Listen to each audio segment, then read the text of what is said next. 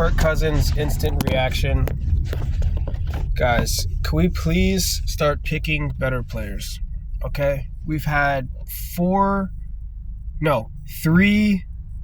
quarterbacks benched in the last 2 years. We've had 3 quarterbacks benched in the last 2 years, as in this season and last season. Can we please start picking better players? What's going on here, bro?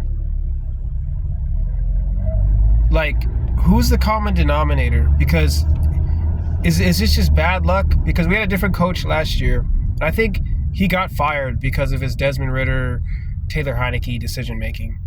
I mean, why would you go into a season thinking that's going to work? I think that's why Brian Daboll should be fired.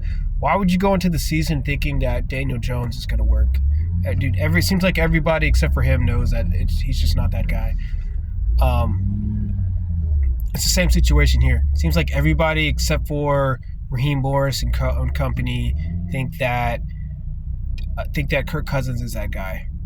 I was never sold on Kirk Cousins instantly from an Atlanta perspective. I don't even think he was better than Desmond Ridder, which I think we found out last game, his final game. It's so ironic to me. There's so many weird factors involved here too, which are almost overlooked.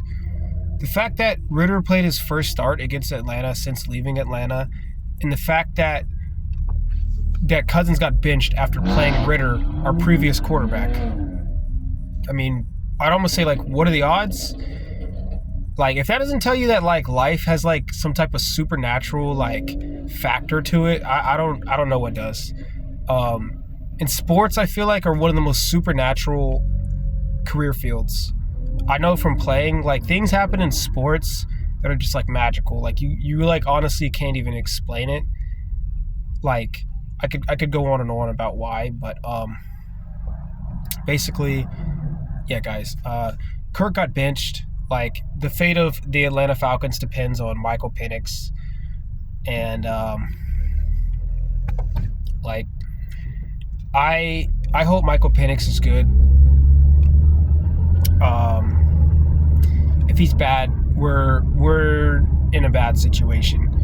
I think it's a very good sign that they're putting him in kind of like a critical game, because I think it shows that he must be pretty decent in practice if they're just like, hey, put the backup in for a guy we just paid $100 million. Like, he must be doing something good in practice. So to me, that's a good sign. I really hope Michael Penix can play. Otherwise, we had 3 bad quarterbacks in a row. Since Matt Ryan left, it's just been bad. And, you know, we went from Vic to Matt Ryan for the most part. And so we had really good quarterback play for a while. We even had Matt Schaub, who I think is better than the last 3 quarterbacks we've had. And, but lately it's been shocking. At the beginning of the season, I said we should have got Baker instead, and I stand by that. I was completely out on Cousins because he's had a whole career to prove what he does. To me, Baker has accomplished more as a football player and is younger and will probably get a little bit better. Cousins cost more, has accomplished less. I just don't know, like, why we would think at 37 years old he's going to have, like, a breakout season.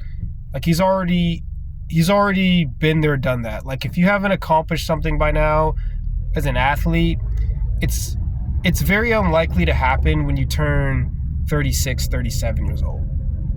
Right? Now, it can't happen, but in the case of Kirk Cousins, it's like, I don't even think he's really even close to, like, a Super Bowl caliber quarterback, or even right now a Pro Bowl caliber quarterback. I don't even think he's really even close.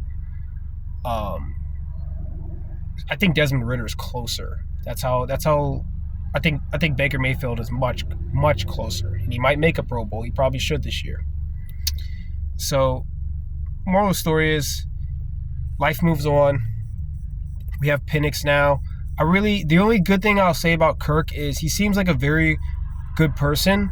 And, like, very professional. I think that's why he gets paid so much, because outside of the field, he's just a great person to work with, and that's definitely worth something. At the end of the day, it's a job, and you don't want every day to be annoying and frustrating. And he seems like a guy that just comes to work every day, is positive, and just kind of like, is going to show up on time and do all those things. And again, I think that's exactly why he's been paid so much in his career. Because he just kind of like does the job, right? Or at least he's supposed to. But so that being said, I think he'll be a good mentor for Michael Penix, is what I'm getting to. Let the Michael Penix era begin. And I'll tell the last story about the Falcons. My last take on the Falcons is I sat and watched the game with several Falcons fans, the Raiders versus Falcons game. And I'll tell you, I've never felt Falcons fans so disappointed at a result, especially a win. But I haven't seen a Falcons team more disappointed at results than the last game. I've never seen it. And I mean, we've lost games really, really badly, especially last season. But I feel like we hit rock bottom with the Raiders. I've even though we won, but I feel like we hit rock bottom. That's what it felt like as a Falcons fan. That was the vibe. So I think Raheem Morris did the smartest thing all season by just putting in Penix. It's time to move forward, and go Falcons.